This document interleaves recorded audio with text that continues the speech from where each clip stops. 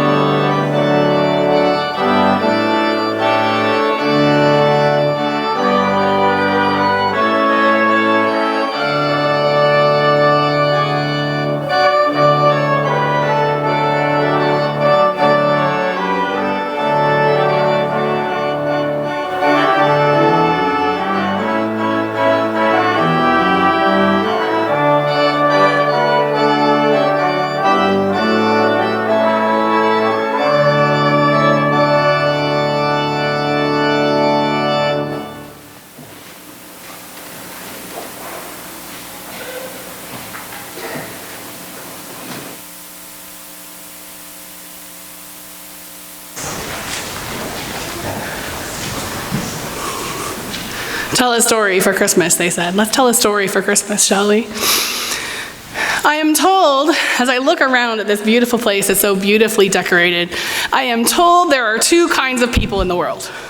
There are the people who are so excited to prepare and decorate for Christmas, and their house is full of all the wonderful stuff. I think they all live in my neighborhood.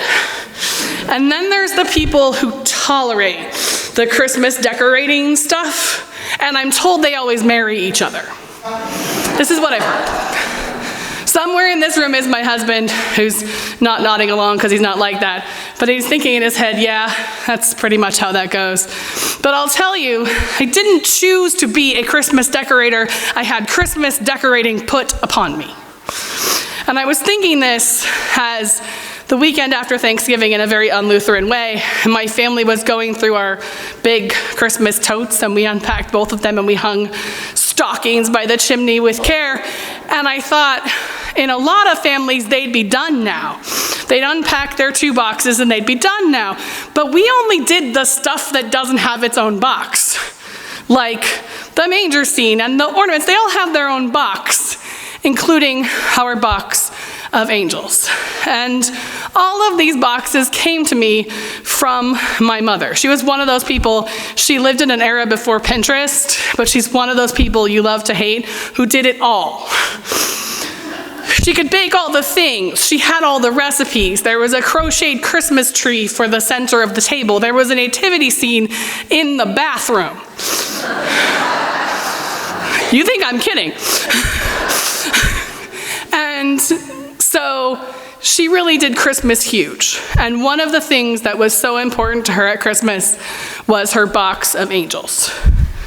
I have no idea if it was one of those things where she started with 2 angels and then people started giving them to her, and so she got more and more, or if it was an intentional thing. But in my entire childhood, the collection of angels was a big deal. She had teeny tiny ones this big. She had one that a friend of hers had bought at Christkindlesmarkt in Germany that was this tall and made of wax that we tried really hard not to melt. There were baseball playing angels that lived in my room on my windowsill and now tend to migrate to James's room. I don't know how that happened. But there were a lot of angels. And she filled our house with Christmas. And my mom had 2 great things in her life. She had the church and she had the Girl Scouts. And I think both of them thought they had most of her. They didn't realize how active she was in the other. But I remember she was honored once at a dinner for Girl Scout volunteers, and somebody read a poem, the text of which I didn't bring, don't worry. The text isn't important. The poem was called Green Angels. And it was about how Girl Scouts come to this earth as angels disguised in green. That's where the green came from. And I remember sitting there listening to this thinking, y'all have no idea that you picked the perfect poem for my mother, because angels were such a big deal. And a couple weeks after that volunteer dinner, she passed away. Now, when I was told to come tell a story at Christmas, I thought, I don't want to tell a sad lost story at Christmas. This is the one I have. But I thought, loss just exists at Christmas. It's part of the whole thing, right? We have the joy. We just did Joy to the World, which is one of my favorites. But behind the joy, there's always some loss, because you live for a while and things change. It's never going to be the way it used to be. People pass away. Little people get big. People get married, people move away, houses get moved out of. So you can be in the middle of the most joyous of seasons, and in the background there's a little bit of loss, because there's always things and people and traditions that are missing. And so it can be both joyful and a little bit sad. I heard something on the radio about the word bittersweet, which is such an important part of the English language, because it captures that feeling that things can be both, that 2 things can exist at the same time, that is not a spectrum of happy to sad, that there's something in the middle where things dance together and they turn into something entirely different. So it's a bittersweet Christmas story I have for you. So she passed away, and I thought, well, we can recreate this. We can have her be part of this by doing all the things she did. So I baked all the things. I put up all the decorations. If somebody's recording this story for my sister, I want to point out that I didn't do it alone. But I tried to do it all, and I got sick. 3 Christmases, I tried to do everything. I tried to be festive. I tried to fill in the gap. And 3 Christmases, I ended up with a head cold, eating Christmas dinner in my bathrobe, which was another thing my mother had made. And so eventually I did what you do, which is evolve. This is a holiday that, the age that I am at, I can tell you, it's evolved a lot in my life. And so I evolved, and I started to purge things, and I started to get rid of things, and I started to cut things that weren't a part of it anymore. But one of the things I could never seem to cut was those angels. I've never purged the angels. They've outgrown their shelf. I don't know where to put them, because they've outgrown their shelf. Because people started giving them to me. My mother passed away in June, and her birthday was in August. So over that summer, what kept happening is people kept saying, oh, I have this thing for her birthday, and I don't know what to do with it, so here it is. And one of them was this beautiful cross-stitched picture of angels from one of my mom's dearest friends. And then the next Christmas, from her daughter, who I'd also grown up with, I got a little green angel statue, and they just kept growing, and they just kept coming. And they were a way to hold on, because what was happening is, as I was purging things out of Christmas, I was starting to feel more distance from the Christmas of the past and starting to feel that loss. You're getting this, right? Now the bitter and the sweet. And so one morning, about 5 years after Mom was gone, it was one of those gorgeous December days where everything is gray and the water on the ground is a half an inch deep and you haven't seen the sun in a while, and I didn't want to get out of bed.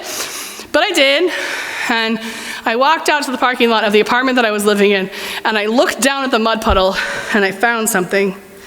And most of y'all are not gonna be able to see it, but that's okay, because it's not that pretty. I'm telling you right now, it's not that pretty. This looks very homemade by somebody slightly better at metal shop than I was. Its wing has been snapped off and soldered back on at some point, and somebody scratched a heart on it. And it's still attached to the safety pin that got run over in the parking lot where I found it. Somebody nice enough in the choir was nice enough to point out to me that's unpinned. It hasn't pinned, ever. And I picked this up, and I took a look at it, and I ran it inside to show it to my roommate, who did not understand at all why I was picking up this thing that was going to give us tetanus. But my mother did not believe in coincidences. She did not believe that things had just happened. She thought everything happened for a reason. It might not be a big, grand, earth-changing reason, but there was always a reason. And she would have known that there was some reason that I found. I swear I'll show this thing to you after if you want to. It's not that pretty. That I found this angel in a mud puddle in front of my apartment. Because as Christmases went on, and as this thing that I was trying to recreate kept fading back in the past, it was a reminder that it's always there, right? That the real angels, the big scary ones, a minister once told me we would not decorate for Christmas with angels if we knew how scary they really are, because in the Bible they're always terrifying. The real angels that we can't see, that are behind the scenes, that connect us to something deeper, they're always there. So I took this thing and I hung it on my wall, and I've lived in, I can't tell you how many apartments and houses since, and it's followed me around. It hangs next to that little green angel statue. And it's a reminder that things happen for a reason, and that, you know, even on the days when we feel the loss really strongly and we feel really alone, we're not alone. I first told this story a lot of years ago when it was new, and my storytelling class helped me workshop an ending, which I don't have anymore. So I don't exactly know where to leave you guys at that point, except to say that whether your Christmas is super joyful, super sad, really bittersweet, incredibly stressful, exhausting, or somewhere all in the middle, you're not alone. The past is still with you. We're all in this together. And sometimes the memories don't live in the Christmas boxes. Sometimes you see them, and sometimes you don't.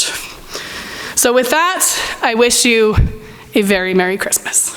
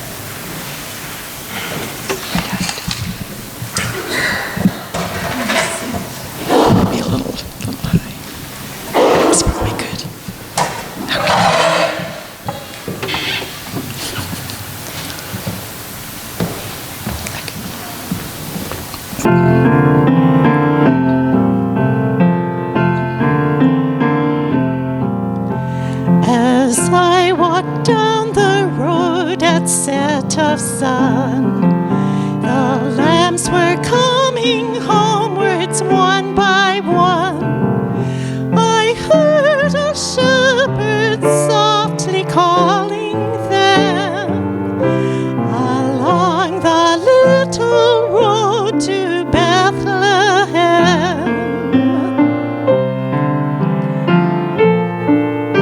Beside an open door as I drew nigh, I heard sweet Mary sing a lullaby.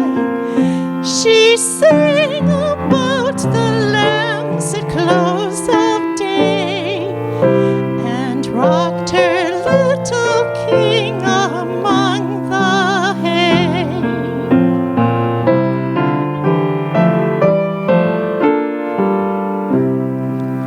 Across the air the silver bells still ring. The lambs are coming home, sweet Mary sang.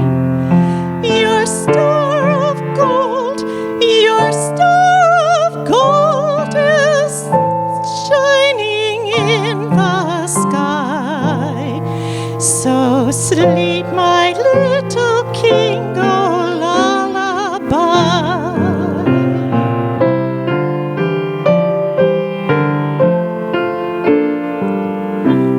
As I walked down the road at set of sun, the lambs were coming homewards one by one.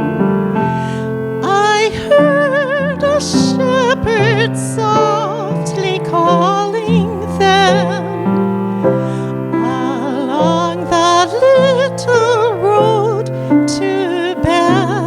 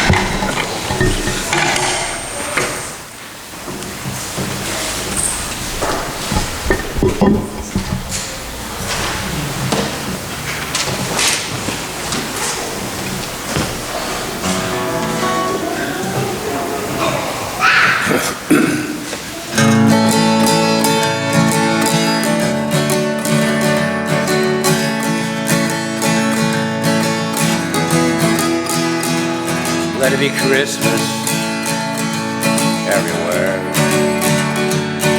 in the hearts of all people, both near and far. Christmas everywhere. Feel the love of this season wherever you are, on small country roads lined with green mistletoe, big city streets where 1,000 lights glow. Let it be Christmas everywhere. Let heavenly music fill the air.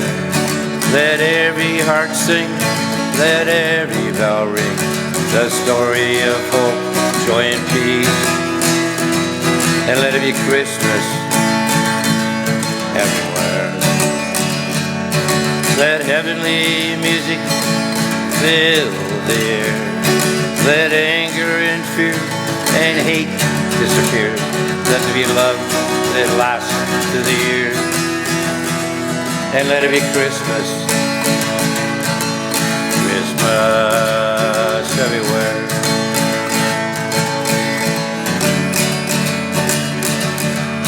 Let it be Christmas everywhere. With the gold and the silver and the green and the red. Christmas everywhere. On the smiles of all children asleep in their beds, and the eyes of young babies, their first fallen snow. How there are these memories that never grow old. Let it be Christmas everywhere. Let heavenly music fill the air. Let every heart sing, let every bell ring, the story of hope, joy and peace. And let it be Christmas everywhere.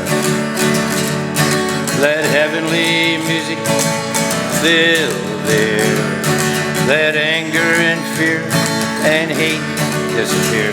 Let it be love that lasts through the year. And let it be Christmas, Christmas everywhere.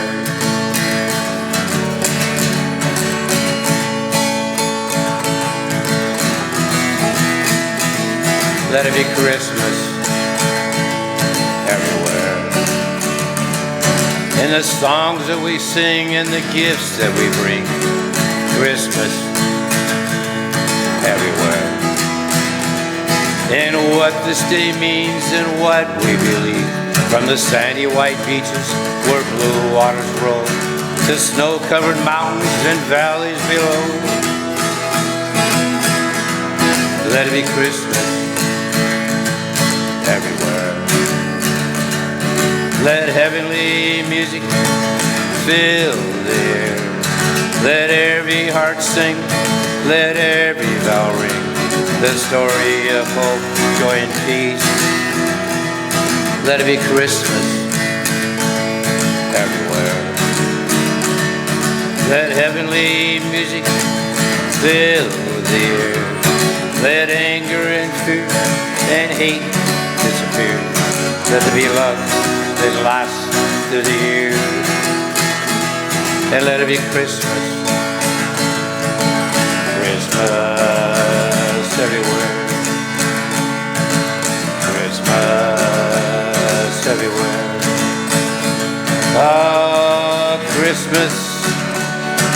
January.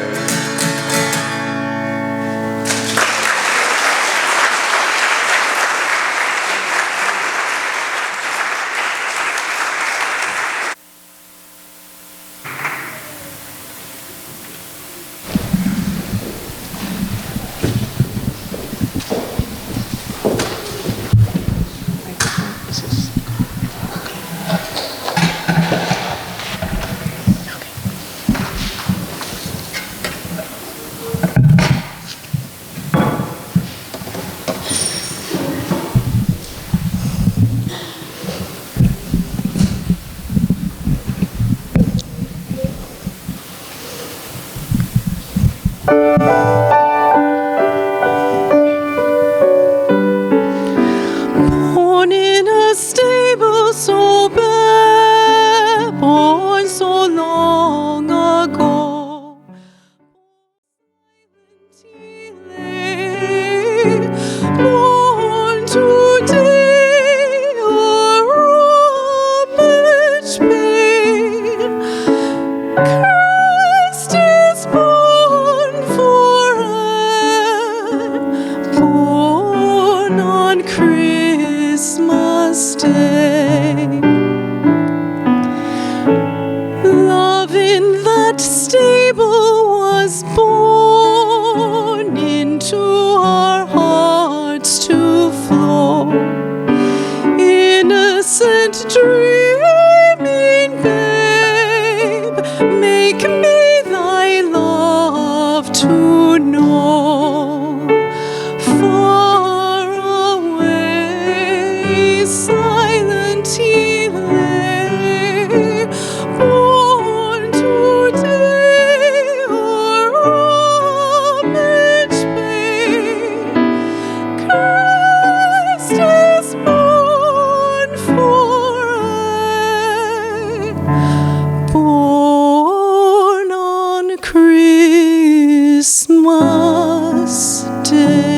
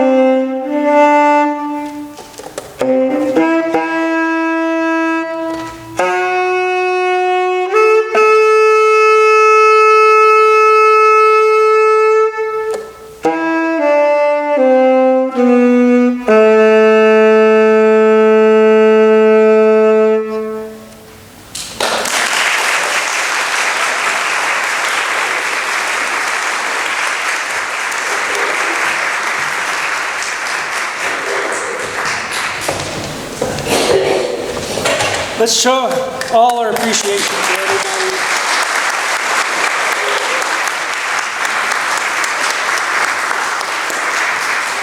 All the performers will be downstairs, so please join us, get autographs of your favorite performers. It'd be great. Downstairs we'll have sips and bites and just joyful conversation, so please join us down there. So God bless you. Thanks you for coming. Open to hymn number 270, and we'll join in that hymn.